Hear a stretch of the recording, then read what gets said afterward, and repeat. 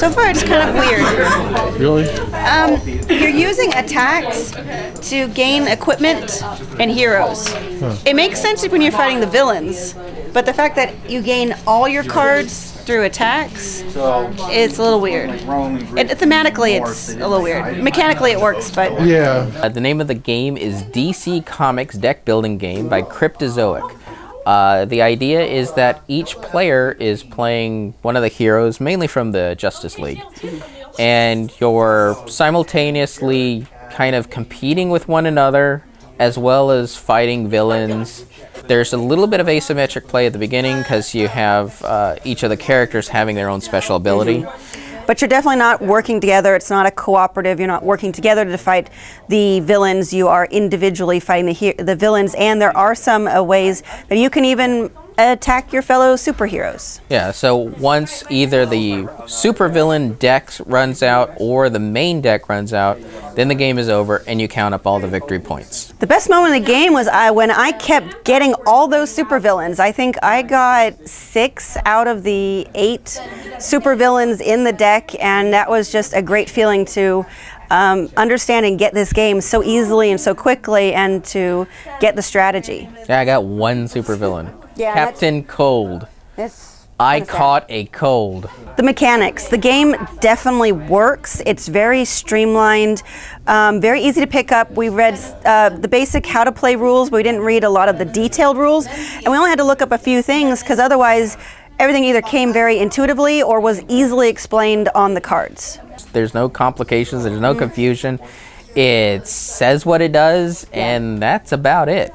Yeah. When it comes to this particular game, a general gamer, say casual or even hardcore, wouldn't mind it.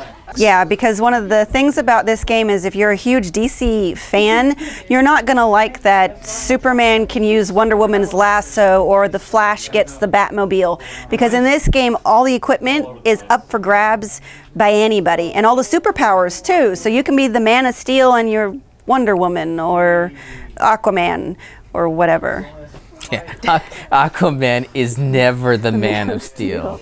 Never. So, I agree. If you're a more casual player and you like the idea of deck builders, but you want something a little probably easier, simpler to pick up, fast to play, relatively fast to play compared to some of the other deck builders, this would definitely be the one. Just don't be too hinged on the theme. I won the game, which is awesome. But then again, she also got 6 out of the 8 major villains. Yeah. I got 1, but the end score, I was only 4 points That's true. away. For me, the feeling of playing the game was great because I felt like I was winning the whole way through. But yeah, when we added up the points, I had 40 and he had, what, 36. So it wasn't really that big of a spread in points because he got a lot of smaller cards that were worth fewer points, but he got more of them. So even if you're not getting the super villains, you could still do really well in the game. It's just you're more likely to win if you get the super villains. I think the only other thing I could think of that could be improved is the fact that there were location cards in the deck and we never saw a single one of them, so we never got to play with that mechanic. So other than having more location cards in the deck, that would be easy to fix. But then I don't know how you would strengthen the theme. I'd probably play it again. It was enjoyable, definitely with the people we were playing with. It was a lot of fun. We made some jokes. I mean, it was a fun time. But I don't think it'd be the game I look for all the time. If you have someone that's a big stickler, you're not going to probably have as much fun as someone who's just heard about the major DC characters. Yeah, they know who Batman is, they know who Superman is, and they like making fun of that ideas of mix and match. Yeah, it's a lot of fun. If you're casual enough or relaxed enough to play with the fact that you've got different heroes with different abilities, with different equipment, and you're mixing it all up and they're teaming up with villains, you can have a great time playing this game. And so yeah, I think we'd play it again, just it would be occasionally.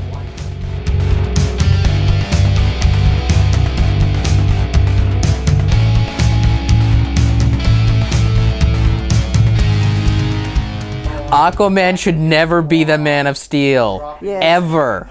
Definitely. Ever. No, no. In fact, they tell you, don't play with Aquaman at the beginning of the game. Oh yeah, they said for the startup game, there's only certain ones you play with, and that, what's the other one you don't play with? Cyborg? Yeah. Who? I don't know.